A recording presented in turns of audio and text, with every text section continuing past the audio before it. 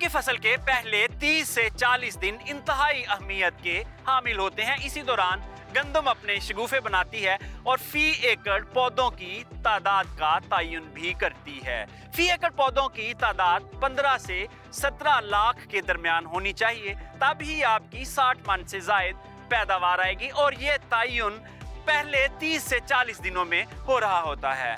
हमारे यहाँ गंदम की फी एकड़ पैदावार 30 मन से भी कम है, जबकि दुनिया में 100 मन तक पहुंच चुकी है।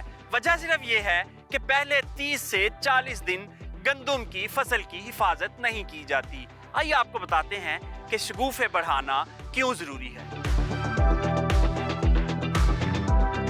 गंदम के शगुफों की दो इकसाम होती हैं, प्राइमरी और सेकेंडरी टिलर्स। बुनियादी शगुफे का सिट्टा ज्यादा बड़ा और दानों की मिकदार ज्यादा, जबकि सेकेंडरी शगुफे में सिट्टा छोटा और दानों की मिकदार कम होती है। इसलिए कोशिश करनी चाहिए कि प्राइमरी टिलर्स ज्यादा हों जो बर वक्त बिजाई और 4 बाय 4 इंच के फासले पर गंदम ड्रिल करने से ही मुमकिन है। पहले पानी के साथ इस्तेमाल होने वाली मतवाजन खादें भी टिलर्स बढ़ाने में अहम किरदार अदा करती हैं। खड़ी फसल में 1 स्क्वायर मीटर में 300 से 400 शगुफों का मतलब है कि फी एकड़ पौधों की तादाद पूरी है।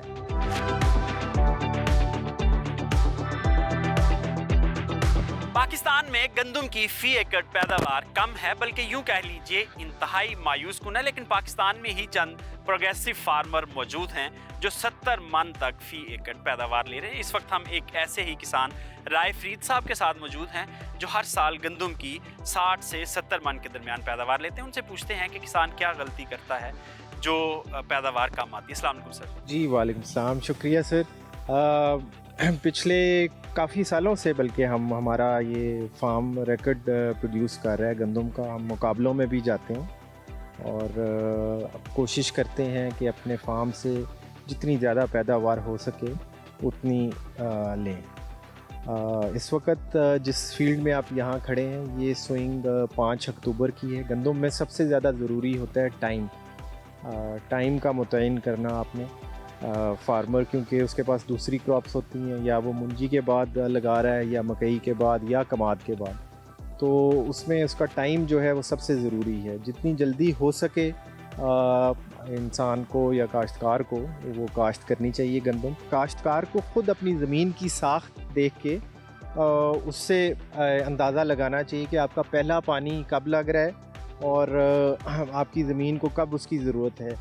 किताब के ऊपर अगर सब हम किसान चलना शुरू हो जाएंगे तो वो मुल्क के लिए भी नहीं ठीक है और काश्तकार को अपना नुकसान उसमें। अच्छा सर, आप क्या ऐसी प्रैक्टिस करते हैं सोइंग के वक्त से लेके और खादों का इंतखाब और फिर आगे उसकी जो ग्रोथ की स्ट्रेटजी है वो क्या होती है आपकी कि आप ज़्यादा पैदावार लेते हैं आपके साथ? फील्ड में आप खड़े हैं, ये आप देख रहे हैं कि ये लाइन सोइंग है। यहाँ पे डबल कोल्टियर ड्रिल से ये गंदम काश्त हुई हुई है और फर्टिलाइज़र प्लान हमारा पहले से फिक्स्ड होता है कि हमने इसको ज़मीन के हिसाब से हम फर्टिलाइज़र देते हैं। और पहला पानी जो कि सबसे ज़रूरी है वो गंदम की पैदावार में सबसे ज़रूरी जो अमल है वो इसका पहला पानी है। तो पहला पानी का हम तयन करने ही आज आए थे फील्ड में। पीछे पानी लगे हुए हैं कि इसको देखें कि कितने कब ये पानी ले रही है, तो इसका मॉइस्चर हम चेक करेंगे और उस हिसाब से हम इसको पानी देंगे। तो आप खादों का प्लान किस तरह करते हैं? खादों का जी हमारा पिछले सालों में रहा है ज़रखेज़, एक एंग्रो की खाद आती थी, वो हम 3-3 बैग पर एकड़ डालते थे। इस साल क्योंकि प्राइसेस भी फर्टिलाइज़र की बहुत ज़्यादा हैं तो हम इसको थोड़ा सा डिवाइड कर रहे हैं। हम नाइट्रोफॉस नीचे डाल रहे हैं, ऊपर सब नाइट्रोफॉस डालेंगे और उसके साथ फिर हम पोटाश अगर ज़रूरत हुई फसल को तो ज़रूर डालेंगे, ना हुई तो ना भी चले, क्योंकि गंदम में पोटाश की इतनी ज़्यादा ज़रूरत नहीं होती जितनी फास्फोरस की होती है।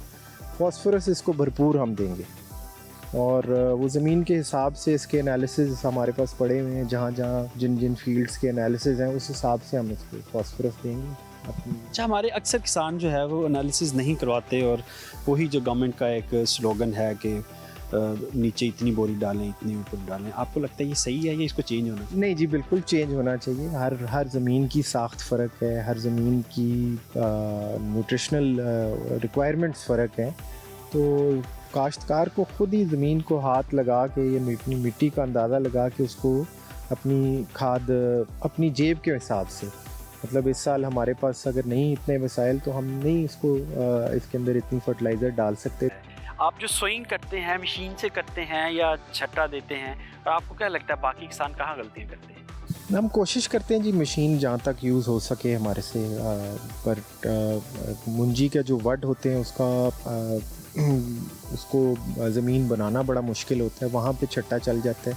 और टाइम, मैंने जैसे आपको कहा है कि टाइम सबसे ज़रूरी चीज़ है, तो कोशिश यही करनी चाहिए कि आप जितनी जल्दी गंदम काश्त कर लें। November first week second week आपके पास आइडियल टाइम है, अगर आप वहाँ कर लें तो आपकी पैदावार, आप बेशक छट्टा करेंगे वो लाइन सोइंग से बेहतर आ जाएगी, जो कि आपकी नवंबर लास्ट वीक में आएगी।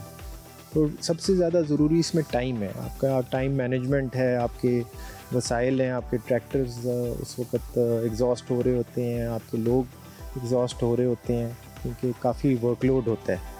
तो उस हिसाब से जितनी जल्दी आप कर सकें, जो आपके वसाइल इजाज़त देते हैं, उस हिसाब से आपको जल्द अज जल्द इसको मुकम्मल करना चाहिए।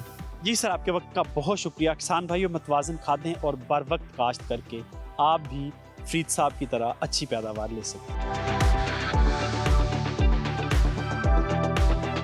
आमतौर पर पहले पानी के साथ इस्तेमाल होने वाली खादें गंदम की फी एकड़ पैदावार का तयन कर देती हैं, क्योंकि इस वक्त डाली जाने वाली खादें पौधे को पूरे लाइफ साइकिल में काम आती हैं।